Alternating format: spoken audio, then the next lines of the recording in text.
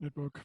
First, hop security is the topic for today, and we are talking about the first hop. What we mean is basically the way from your end system, your PC, laptop, server, what it is, to the default router, which is practically the local LAN segment or wireless LAN segment.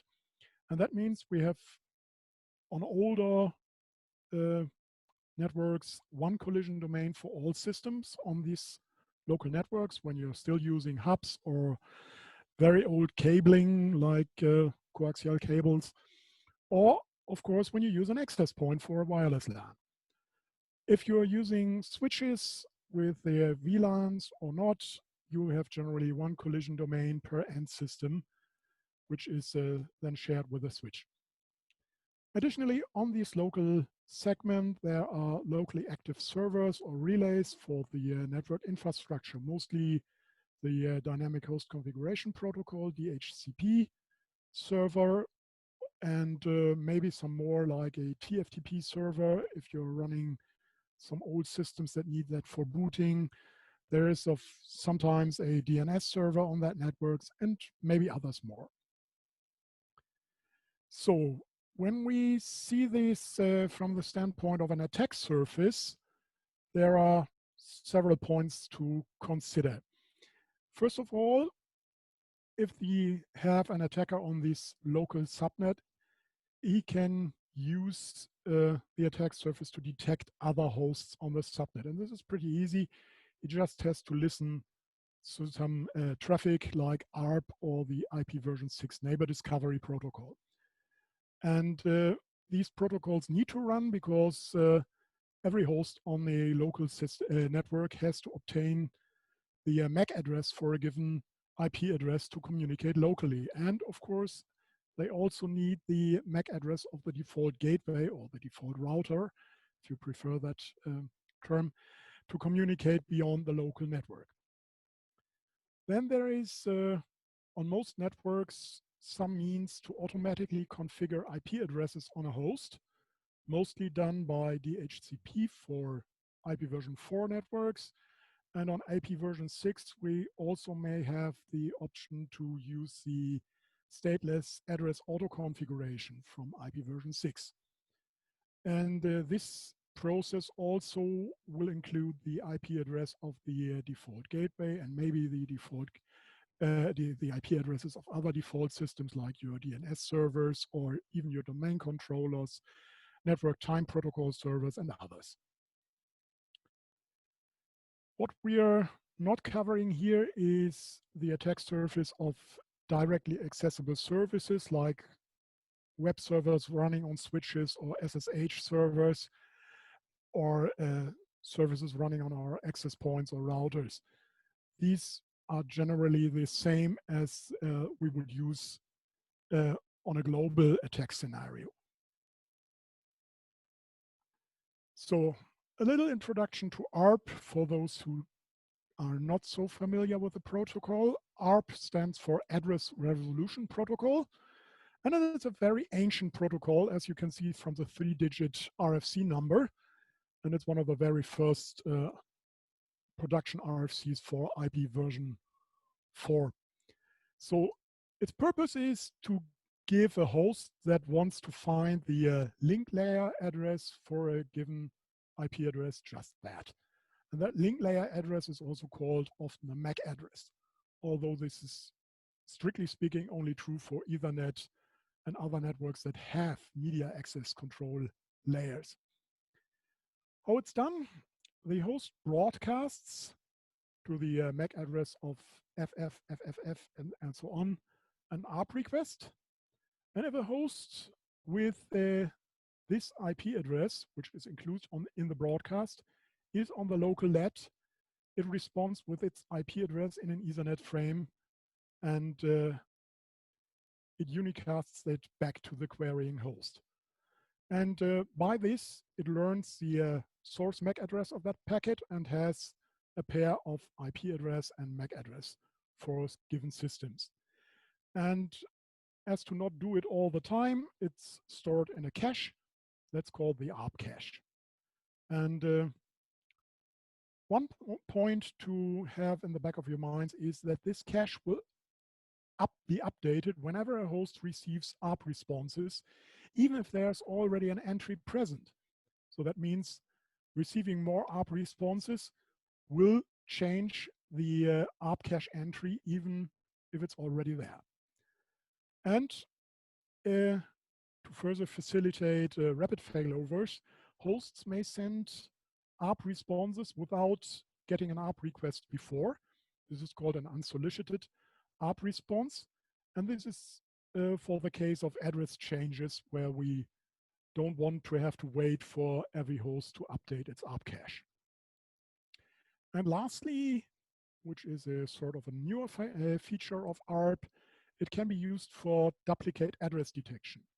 This means we have a host that wants to assign itself an IP address and has to look out whether this IP address is already in use on the local subnet. And for this, it broadcasts an empty source address and a empty source MAC address and then its tentative IP address and sees if it gets a reply. If so, that address is already taken. If not, it can use it. So what can an attacker do with that? First of all, it can do what's called ARP spoofing, which just means it sends out fake ARP responses. And these ARP responses can be done to plant false entries into an ARP cache. As I've said, the cache will be automatically updated when we receive a response. And so if we properly fake an ARP response, we can put into the ARP cache of victims whatever address we want to like. And that in turn allows us man-in-the-middle attacks by impersonating, for example, as a server or as the router. And we can then divert the traffic to that IP address to us and read this traffic. And of course, we can alter that traffic, mostly when it's unencrypted. And this is, of course, something that has a serious impact on security. And we can also put this into a further indirection layer when we impersonate DNS servers or DHCP servers. We can also use this to allow further man-in-the-middle attacks even beyond the local subnet, because we can then impersonate IP addresses on whatever network location we want to. So how can we detect ARP attacks like ARP spoofing? It's mostly done by looking for our ARP caches and our ARP traffic.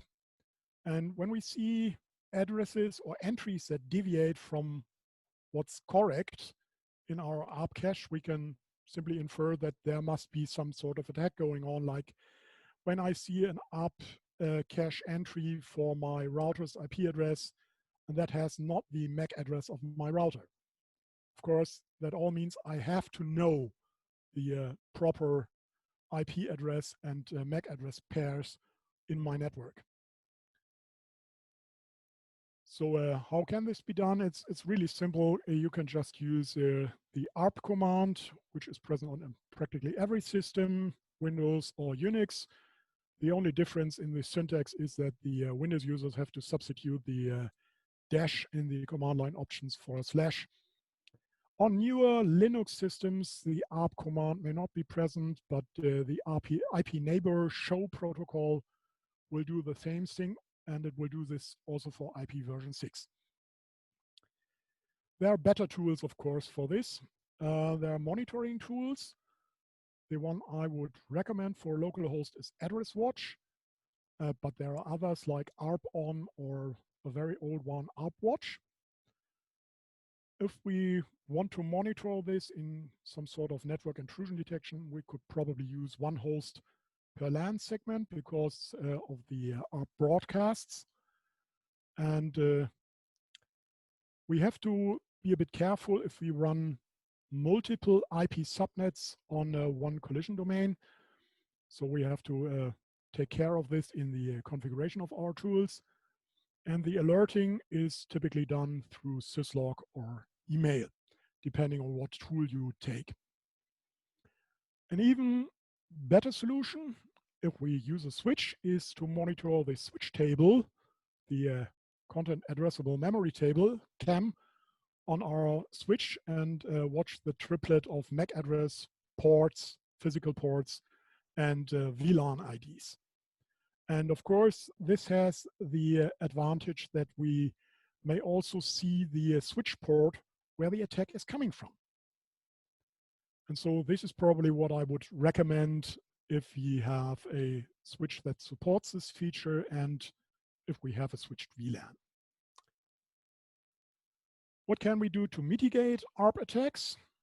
First, we could sort of abandon ARP and configure our ARP cache entries statically, but that's probably not practical on larger networks. But on a small DMZ or similar systems, that may be worth doing. We can lock down MAC addresses to switch ports by assigning a MAC address of a known host to that switch port and VLAN, but this will have to use MAC address monitoring on the switch port. And it depends if we want to use manual configuration or auto learning. It won't probably work well if we have additional hubs, so as to when we have multiple systems attached to one switch port. And of course, every time our systems move or the hardware changes, we have to reconfigure the switches. This may be wanted if you want to keep a tab on how your users are moving through your buildings, but it can be very impractical if this happens frequently. And then there is something that is not exactly a protection or mitigation of ARP attack, but it helps, of course, protecting us from the consequences of ARP attack and the middle attack scenarios it enables. We can encrypt and authenticate the end-to-end traffic with certificates or similar solution. Of course, there we also have the problem that we have to make the users know which certificate is the right one for our servers. So all this is not really without its drawbacks. But that's practically everything we can do about ARP attacks. DHCP is something that works similar. It's called the Dynamic Host Configuration Protocol. And it works on something like the DORA principle. The client sends a discover message and the server answers with a offer message. The discover message is there that the client can look if there is a DHCP server on the network, and the server answers with what configuration types it offers. And then the client requests some of the things the DHCP server offers, like the IP address or the DNS server address, and it gets these from the server with a acknowledgement message.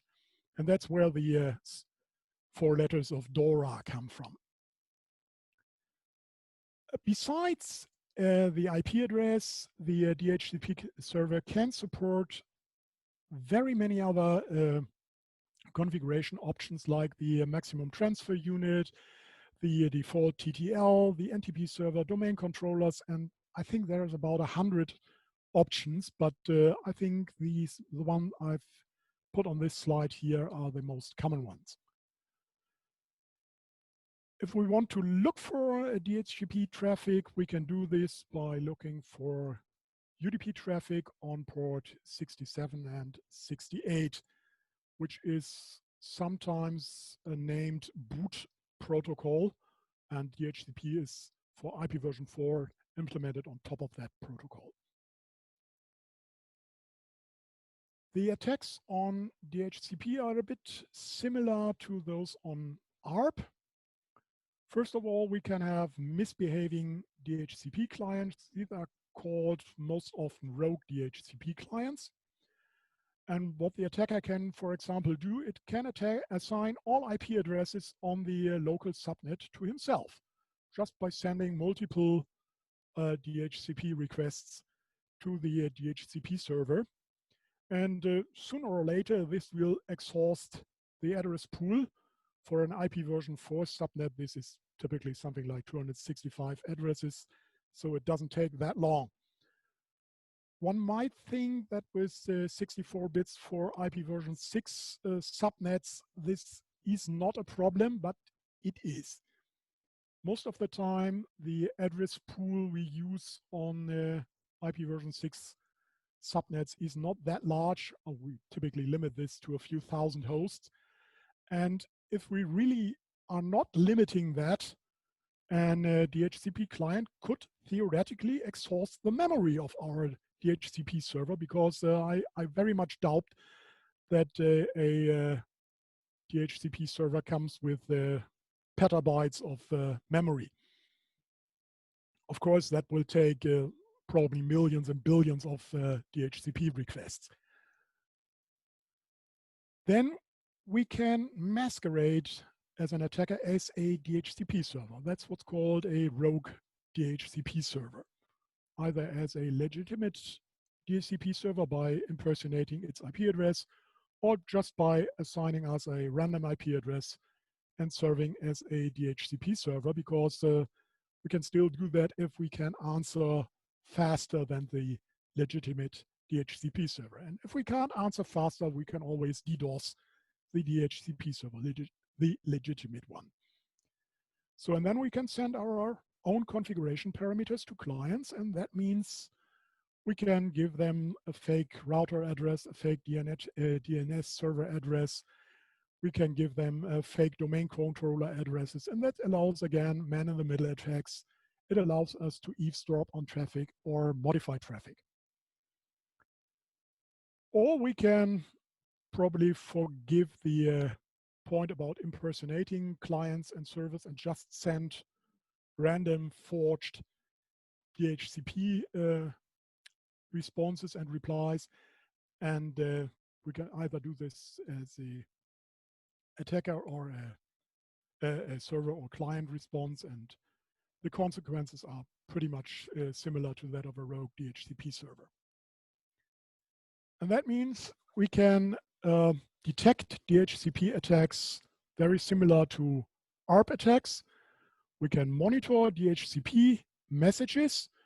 If we do this on a switch, that feature is sometimes called DHCP snooping. And if we see an unusually large number of discover or request packets, this may mean we have a misconfigured DHCP client or a rogue DHCP client. And of course, we can also watch here for DHCP clients requesting IP addresses not on the subnet or something else that might be a hint for a misconfiguration. And if we see DHCP offer and acknowledgement coming not from a legitimate IP or MAC address pairs, this may be a sign of a rogue DHCP server or DHCP spoofing. And lastly, we should or could monitor our DHCP server logs.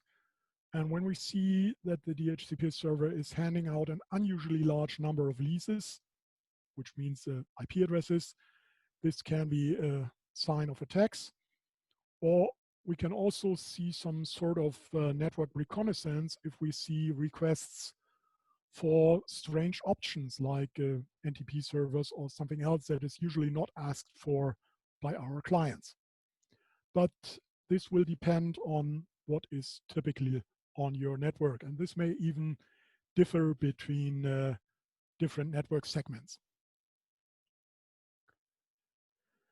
What else can we do to mitigate attacks? Perhaps the strongest one is the filtering of DHCP offers and acknowledgements. That's a server that that's a feature that is sometimes called DHCP guard, but it depends on your brand of switch how this is called. And that means we assign one port for the legitimate DHCP server and block DHCP offers and acknowledgements from all other ports. And that means that only the server on the legitimate port can still answer DHCP requests. This is practically the other half of DHCP snooping. And to prevent attacks coming from other network segments, we should always filter out DHCP at the boundary firewall to the upstream networks, or even at the subnet boundary if we don't use DHCP relays. Then there is a feature called DHCP authentication, specified in RFC 3118. There are servers with a support for this, but I haven't seen client support for this, so this is practically not a practical option. And it's likely that not all clients on your network will support that. Then there is DHCP for IP version 6, which is a different protocol. It's implemented directly on UDP, and it has new port numbers, port 546 and 47. We still use two different port numbers for that. Don't ask me why. And if we monitor DHCP traffic, we should monitor both ports, both 67 and 68 and these two ones. Operationally, it's the same principle as DHCP for IP version 4. It has the 4 types of messages, and it has, unfortunately, also the same attack surface as DHCP for the IP version 4. There is one more thing which I will come to in a couple of slides, and that is the point of DHCP and IP version 6 address auto configuration. Yes, many of you might say, I don't have IP version 6, and so I don't have to worry about this. Well, I don't think so. You will most likely have it on your local subnetwork, although it might not work beyond the first hop, but typically it's built in and enabled by default on every operating system for at least 15 years or so. Linux, BSD, Windows, Mac OS X, and of course, Android, iOS, whatever.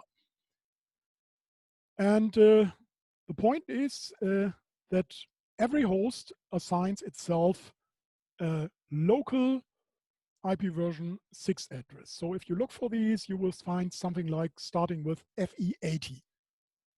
And you can do a ping for the local AllNet multicast address, FF02, ::1.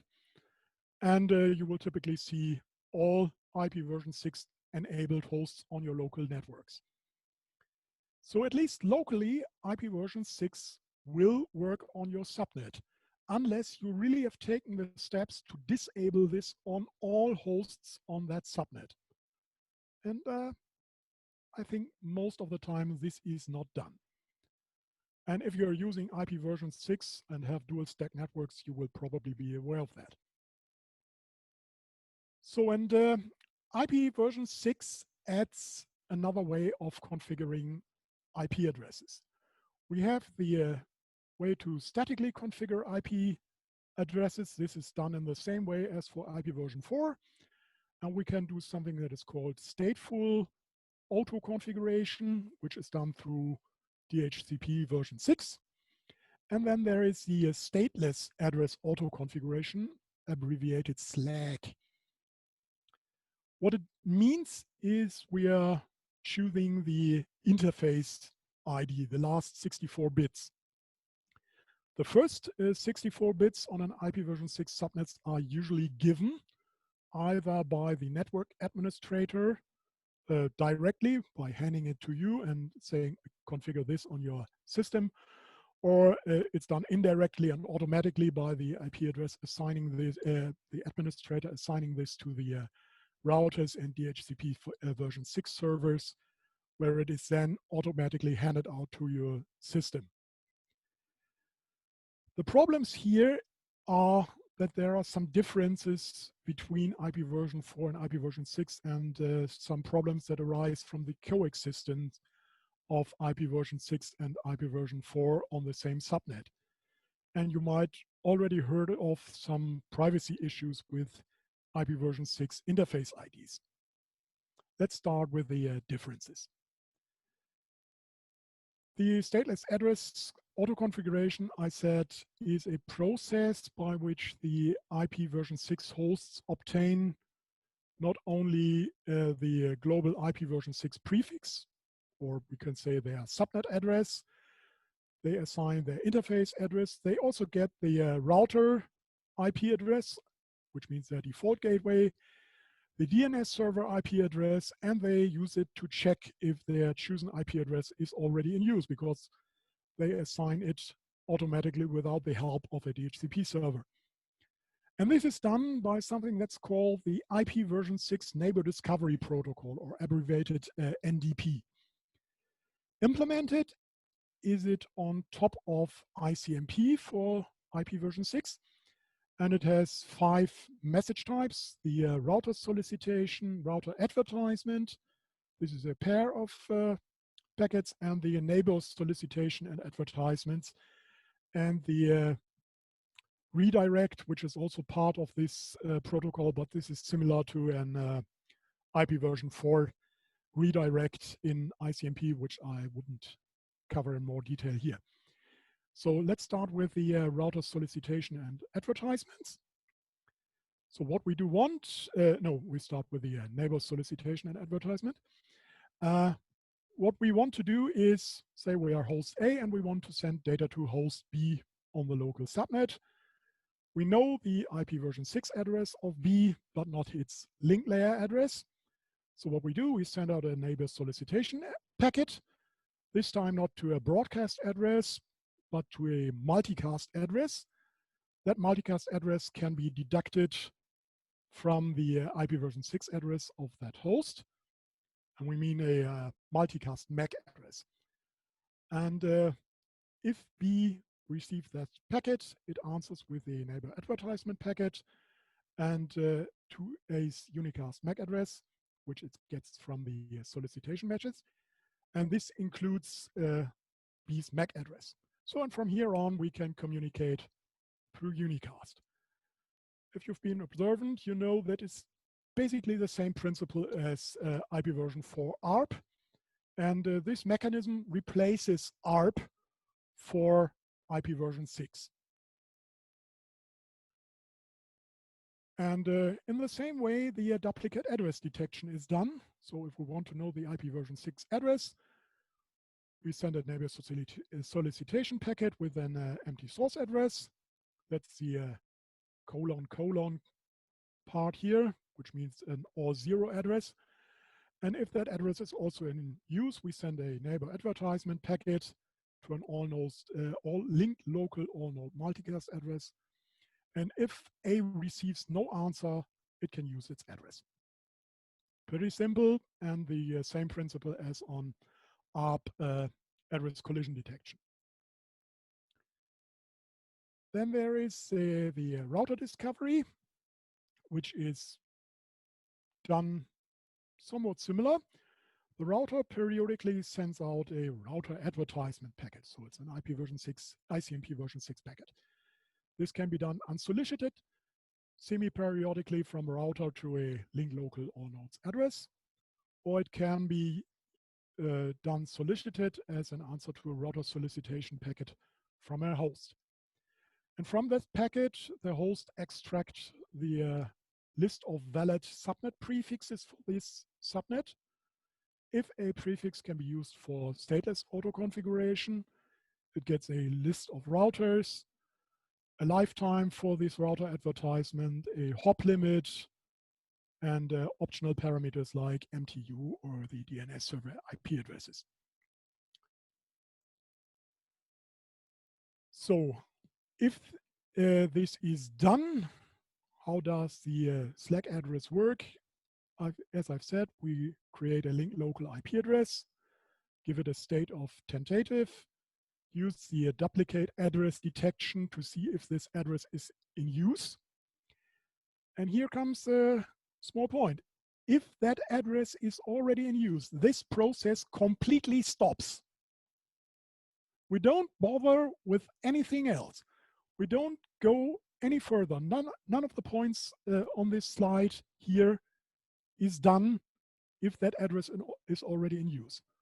Only if we see that this address is valid, we care with the router selection.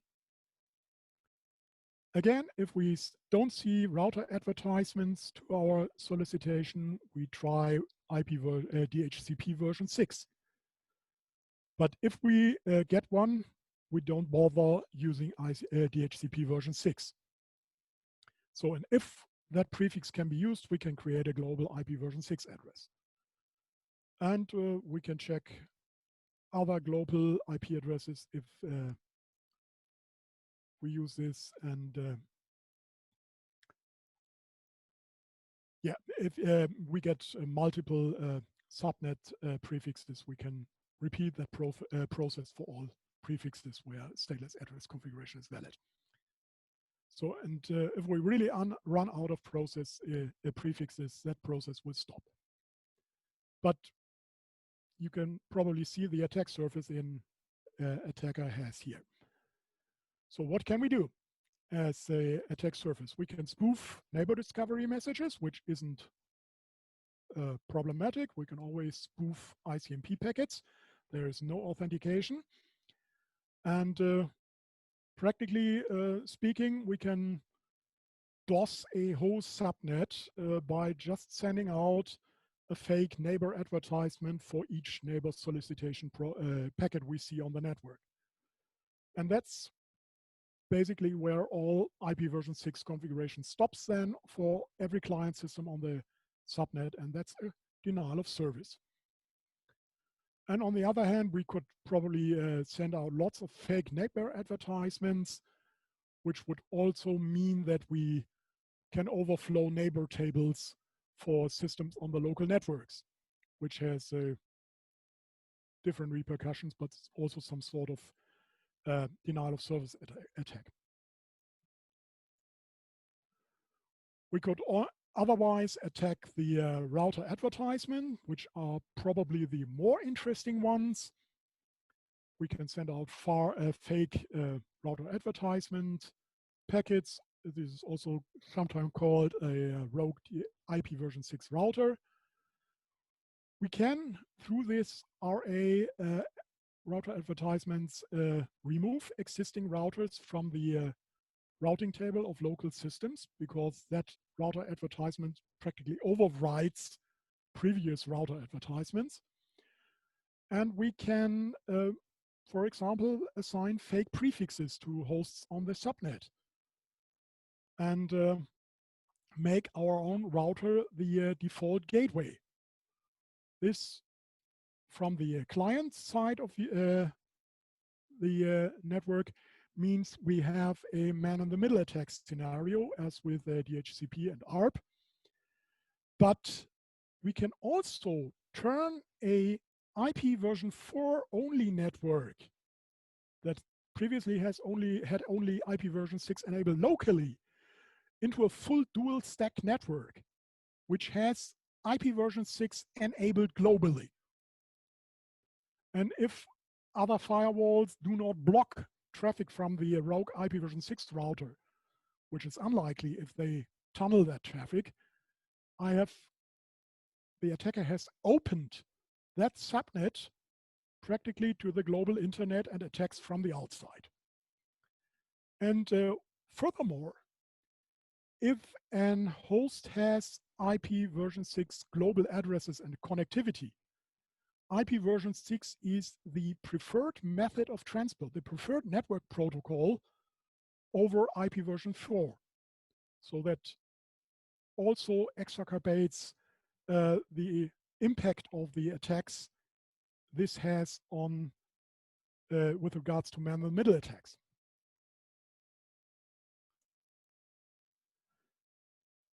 So what can we do to detect neighbor discovery attacks? practically in the same way as with the previous ones. We monitor the pairs of IP version 6 addresses and MAC addresses. That can be done on our systems through tools like AddressWatch. And we could also monitor our routing and neighbor tables at local hosts. This is done by the IP neighbor and IP route commands, or the ipconfig commands on Windows. And then we see sudden changes or sudden increases of in our tables. This is likely a sign of an attack.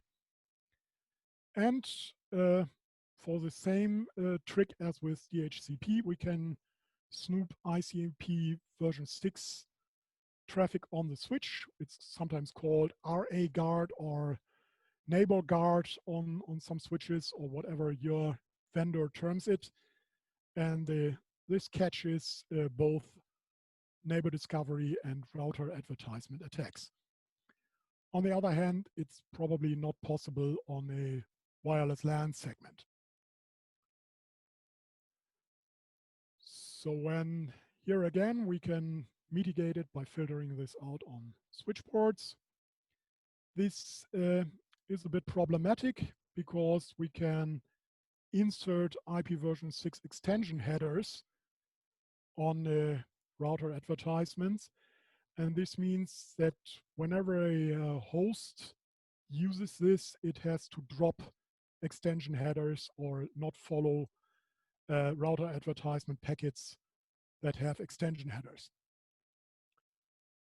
And similar to ARP static configuration, we could also statically configure the IP version 6 address and disable the processing of router advertisements. This is done through kernel options on Linux. And that means we have to ignore these type of ICMP version 6 messages completely. This resolves most of the issues, but of course it comes at the price of additionally more work. And it shuts down DHCP version 6 on your network. Why? This is something I will tell you in 1 or 2 slides. And there is also a preference flag on the router advertisement, which we should set to high. But this is only a minor help because others can also set that flag to high. And there is a protocol called Secure Neighbor Discovery that has a cryptographic authentication of these types of packets. But as with the DHCP authentication, there is a lack of client support. So this is not really an option. So there it is, the interlink between DHCP and Slack. The usage of DHCP version 6 is dependent on flags that are received in router advertisements.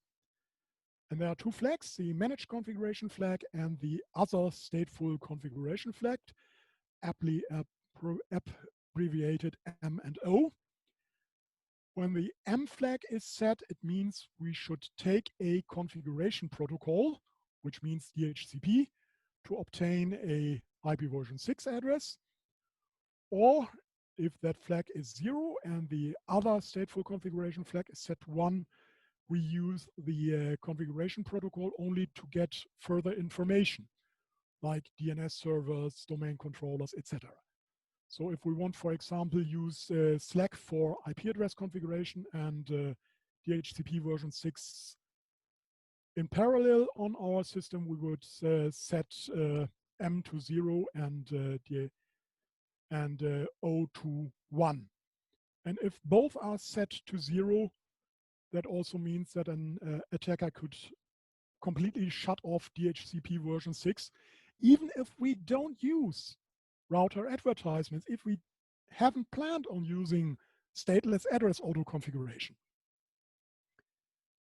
So that's, yeah, well, that wasn't well thought out when this protocol was designed. So what do we do? One of my colleagues at the Forum of Incident Response and Security teams has made this chart with some suggestions for mitigations. And here it differentiates between the internal network, the internal server zone, the DMZ, or wired or wireless guest networks. And the good thing is that these slides are publicly available, and it's a huge training course on IPv6 security in general.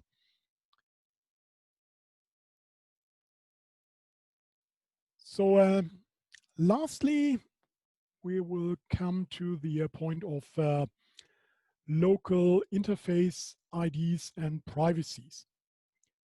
As we've said, this is basically a two-step process. First, we get the prefix, and then the interface address ID determination is typically done in two steps. We derive something called an EUI64 address from the 84-bit MAC address. And for this, we split these 48 bits in two parts and complement 1 bit on this, bit 7 here. And in the middle, we insert 16 more bits, FFFE. And when we look at IPv6 address, you can always recognize these EUI64 addresses by looking for this sequence of FFFE in the interface part of IP addresses. So what's the problem? These 64 bits, actually 48 bits, are enough to uniquely identify your system. And since this interface ID remains the same, regardless of what prefix we choose, we can track a system through different subnets, from work to home to your internet cafe, whatever. So, and early on in the process, this was identified as a privacy problem. And there was something that was called privacy enhancements. And the privacy enhancement part allows the system to completely randomly choose its interface address and make regular changes to this interface ID. And that's why these addresses are called temporary addresses. However, the default interval for that temporary address is often 1 day. And this is perhaps too long if we want to not to be tracked from work to home and internet cafe and back. So we have to look out for it and configure, for example, our router advertisements and kernel variables appropriately. So something like 2 or 4 hours is probably better. On the other hand, if we have some very long running connections on our systems, we might choose something that is a bit longer. However, the lifetime of an IP address means only that it is the preferred source address. It can be used pretty much longer for still receiving traffic and using this on an existing connection.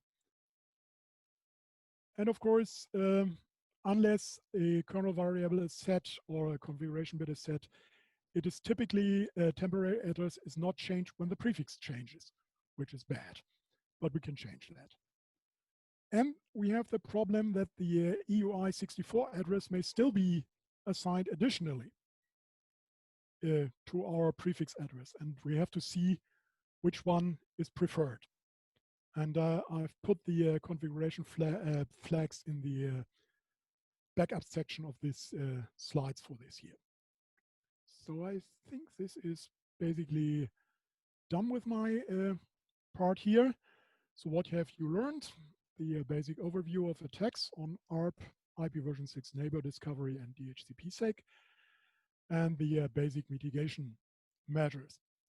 There have been some points left out. The first one is DNS and multicast DNS. security. This is being done on purpose because we will cover this in the second upcoming course later in this year, where we have a full course and module on DNS security.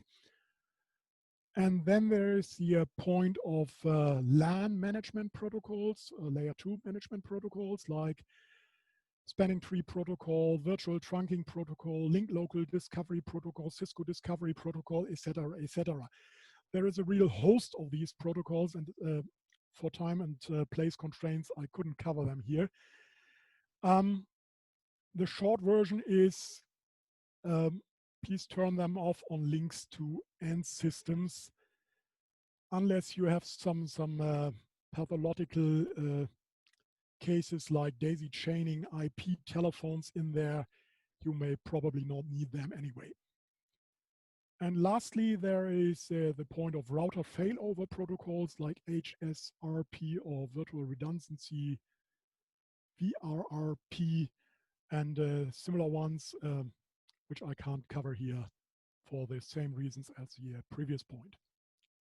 So, and let me just go ahead into the references.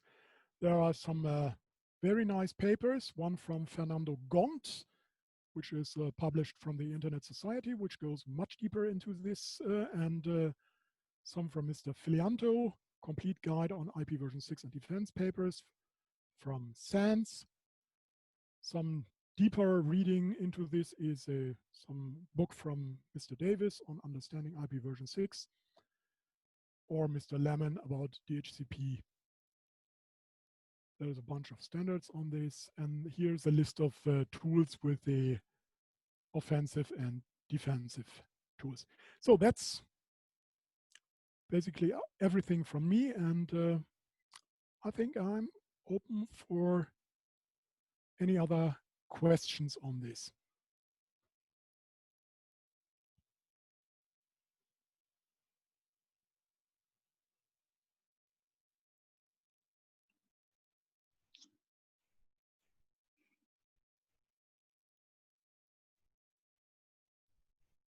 Thank you, Klaus. I think I don't think we have questions, but there were a couple of comments from Janos. I don't know if you can see them and whether you have any further comments, or anyone. You're welcome to open your mics and just just explain or ask a question rather than post it in the chat.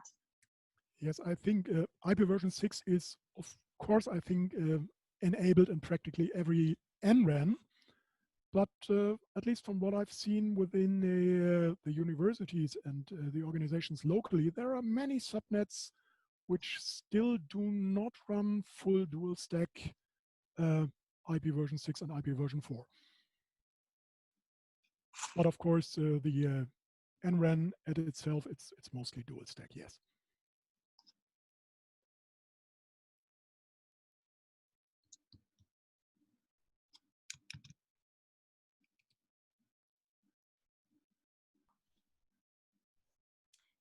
Any other comments from anyone or questions? Well, we still have a few minutes left.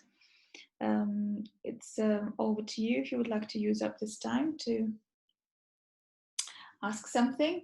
In the meantime, I just posted once again the link where you can find the recordings of all the sessions and the presentations, as well as the evaluation links.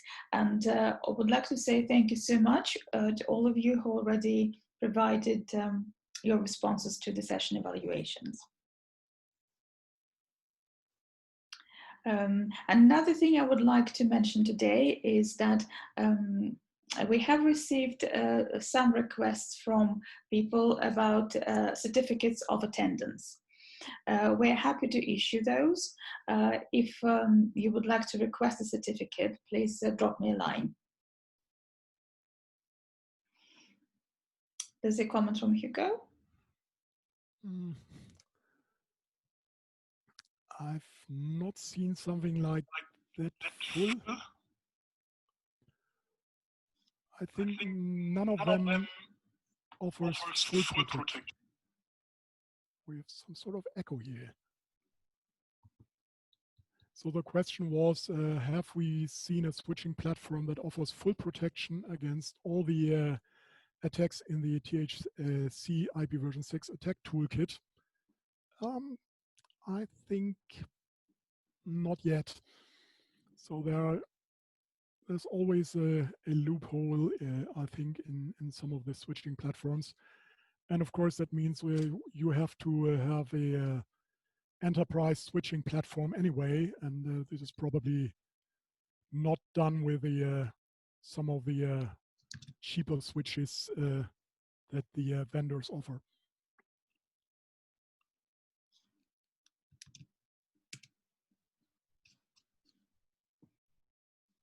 Okay. Anything else from anyone?